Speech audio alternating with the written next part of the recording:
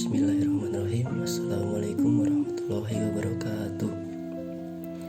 Kami dari kelompok 4 ingin membawakan materi tentang manajemen strategis. A. Pengertian manajemen strategi. 1. Menurut Whelan tahun 2008, manajemen strategi adalah serangkaian keputusan-keputusan dan tindakan-tindakan manajerial yang mengarah kepada penyusunan strategi-strategi efektif untuk mencapai tujuan perusahaan dengan analisa SWOT. 2. Menurut Pearce atau Robinson tahun 2008, dikatakan bahwa manajemen strategik adalah kumpulan dan tindakan yang menghasilkan perumusan atau formulasi dan pelaksanaan rencana-rencana yang dirancang untuk mencapai sasaran-sasaran organisasi. 3. Serto 2010 mendefinisikan manajemen strategis sebagai analisis, keputusan, dan aksi yang dilakukan perusahaan untuk menciptakan dan mempertahankan keunggulan kompetitif.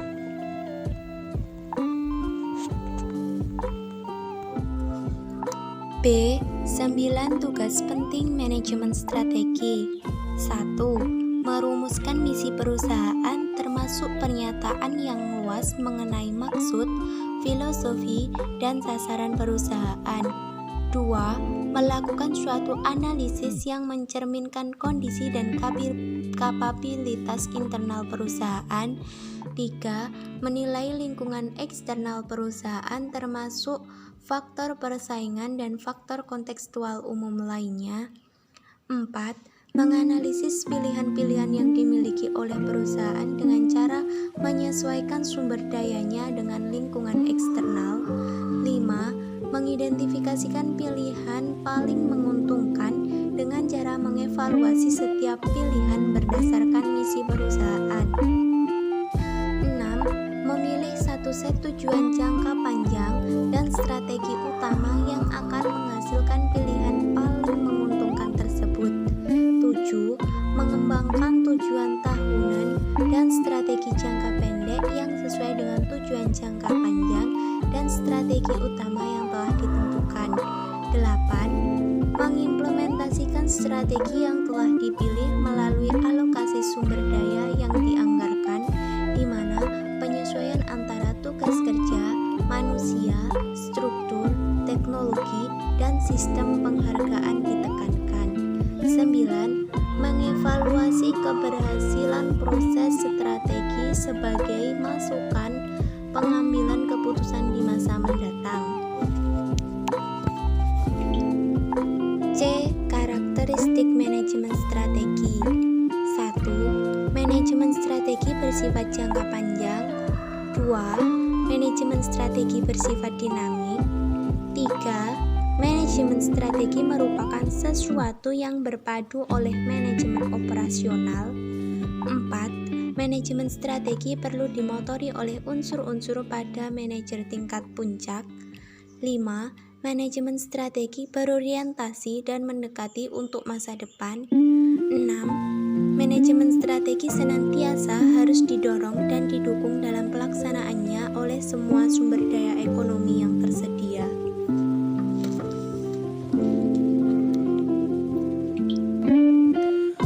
D. Manfaat manajemen strategis. 1. Manfaat finansial. Penelitian mengindikasikan bahwa organisasi yang menggunakan konsep manajemen strategi lebih menguntungkan dan berhasil dibandingkan organisasi yang tidak menggunakannya. Bisnis yang menggunakan konsep manajemen strategis menunjukkan perbaikan yang signifikan dalam penjualan, profitabilitas, dan produktivitas dibandingkan dengan perusahaan yang aktivitas perencanaannya sistematis. Perusahaan dengan sistem perencanaan yang sangat mirip dengan teori manajemen strategi menunjukkan kinerja keuangan jangka panjang yang lebih baik dibanding industrinya. 2. Manfaat non-finansial. Manfaat strategi juga menawarkan manfaat yang nyata lainnya, seperti meningkatnya kesadaran atas ancaman eksternal, pemahaman yang lebih baik atas strategi pesaing, meningkatnya produktivitas karyawan, mengurangi keengganan untuk berubah, dan pengertian yang lebih baik atas hubungan, kinerja, dan penghargaan. Manajemen strategis meningkatkan kemampuan organisasi untuk menghindari masalah karena ia membantu interaksi antar manajer di semua divisi dan fungsi. Manajemen strategis dapat memperbaiki kepercayaan atas strategi bisnis saat ini atau menunjukkan di mana dibutuhkannya tindakan kolektif. Tahap perkembangan perencanaan strategis. Tahap 1. Basic Financial Planning, yaitu perencanaan perusahaan yang didasarkan pada perencanaan keuangan. Secara umum disebut sebagai sistem manajemen berdasarkan budget. Sistem ini merupakan sistem yang paling tradisional dan sangat berorientasi pada jangka pendek, yaitu 1 tahun. Tahap 2. Forecast Based Planning, yaitu pengembangan dari sistem di atas karena digunakan untuk perencanaan jangka panjang akibat kelemahan sistem budget yang terbatas pada jangka pendek. Di sini mulai diperhitungkan kondisi eksternal dengan porsi yang lebih besar. Basisnya adalah proyeksi perusahaan di masa mendatang. Tahap 3. Strategi Planning, yaitu pengembangan dari Forecast Based Planning dengan mempertimbangkan kondisi pasar dan persaingan. Di sini perusahaan sudah mempertimbangkan bagaimana caranya atau strateginya untuk dapat memenangkan pasar. Proses formula strategi dilakukan pada jajaran manajemen, sementara implementasi dan pelaksanaan dilakukan oleh jajaran pelaksana. Prosesnya dilakukan secara top down. Tahap 4. Strategi manajemen, yang merupakan pengembangan dari strategi planning. Di sini masukan dari level bawah juga dipertimbangkan. Prosesnya tidak hanya berkonsentrasi pada formula strategi, namun juga diperhatikan secara seksama proses implementasinya. Karena berdasarkan pengalaman dengan menggunakan strategi planning, perusahaan seringkali tidak mencapai tujuannya karena ternyata strategi yang diformulasikan tersebut tidak diimplementasikan.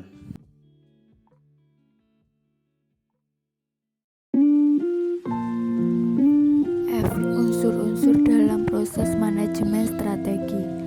Pertama, scanning lingkungan merupakan usaha untuk memantau, memahami, dan menelusuri berbagai kecenderungan dalam lingkungan organisasi atau lembaga. 2. Formulasi strategi antara lain adalah mengembangkan visi dan misi, mengidentifikasi peluang dan ancaman eksternal perusahaan, menentukan kekuatan dan kelemahan internal, menetapkan tujuan jangka panjang, merumuskan alternatif strategi, dan memilih strategi tertentu yang akan dilaksanakan. 3. Implementasi strategi, di antaranya mengembangkan budaya yang mendukung strategi, menciptakan struktur organisasi yang efektif dan mengarahkan usaha pemasaran, menyiapkan anggaran, mengembangkan dan memberdayakan sistem informasi dan menghubungkan kinerja karyawan dengan kinerja organisasi. Suksesnya implementasi strategi terletak pada kemampuan manajer untuk memotivasi karyawan. 4. Evaluasi strategi adalah tahap final dalam manajemen strategi. Evaluasi strategi adalah alat untuk mendapatkan informasi kapan strategi tidak dapat berjalan. Semua strategi dapat dimodifikasi di masa datang karena internal dan eksternal secara konstan berubah. 3. Aktivitas dasar evaluasi strategi adalah meminjam ulang faktor eksternal dan internal yang menjadi dasar strategi saat ini, mengukur kinerja, mengambil tindakan korektif.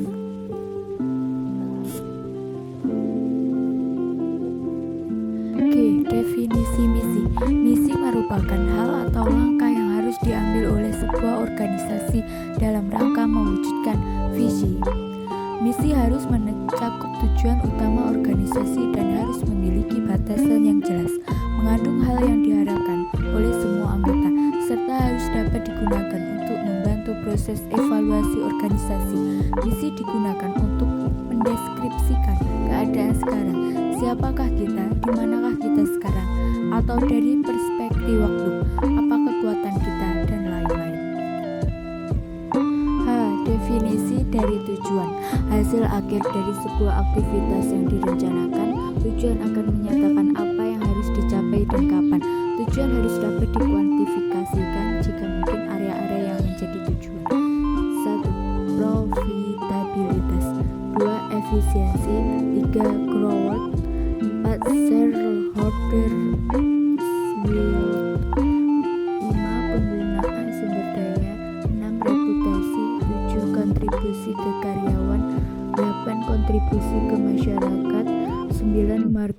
leadership, 10 technological leadership, 11 bertahan hidup, 12 kebutuhan personal manajemen. Kejadian yang dapat menimbulkan perubahan strategi. Chief Executive Officer baru, intervensi eksternal, ancaman pergantian kepemilikan, dalam performa, karakteristik keputusan strategi, langkah berkelanjutan mengarahkan. C. Bentuk-bentuk formulasi strategi: entrepreneurial, adaptive, planning, logical, incrementalism. Contoh kasus manajemen strategi dalam perusahaan Aqua, PT Aqua Golden. Visi dan misi dan strategi perusahaan. Visi: Aqua telah menjadi bagian dari keluarga sehat Indonesia selama lebih dari 30 tahun sebagai pelopor air minum dalam kemasan. Sejak didirikan tahun 1973, kini Aqua menjadi bagian yang tidak terpisahkan dari hidup sehat masyarakat Indonesia. Dulu dan kini Aqua tetap dan selalu menjadi yang terbesar dan terdepan di Indonesia. Volume penjualan Aqua merupakan volume penjualan terbesar di dunia untuk kategori air mineral. Misi: Aqua selalu ingin melakukan program untuk menyehatkan konsumen Indonesia, di antaranya program aksi Aqua untuk keluarga sehat Indonesia dan AUI Aqua untuk anak Indonesia. Strategi pemasaran dengan marketing mix. Marketing mix merupakan suatu alat marketing yang digunakan perusahaan untuk mencapai tujuan marketing dalam pasar target mission. Sebagai pendatang baru, minuman isotonik menunjukkan eksistensinya dengan mengoptimalkan unsur 4P. Marketing mix: produk, harga, distribusi, promosi yang kompetitif, launching produk pada saat yang tepat, variasi rasa yang disukai konsumen, harga yang terjangkau semua kalangan, ketersediaannya yang merata hampir di seluruh pelosok, serta strategi promosi yang edukatif dan kreatif mampu mereduksi pangsa pasar market leader minuman isotonik Pocari Sweat sebesar 30% dan menempati urutan kedua market share kategori minuman isotonik.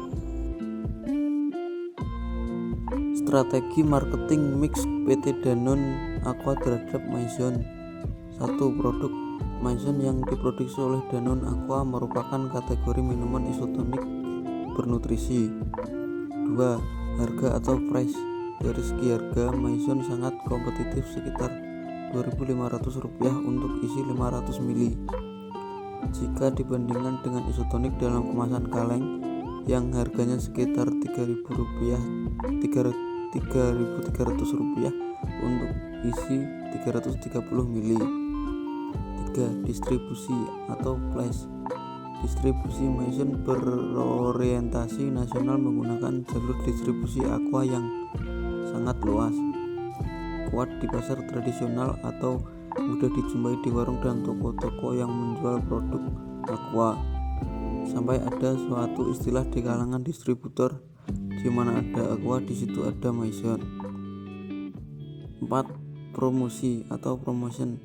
Target pasar Maison adalah semua kalangan umur, namun dalam kampanyenya lebih ditujukan kepada kalangan usia 18 sampai 35 tahun dengan aktivitas yang dinamis.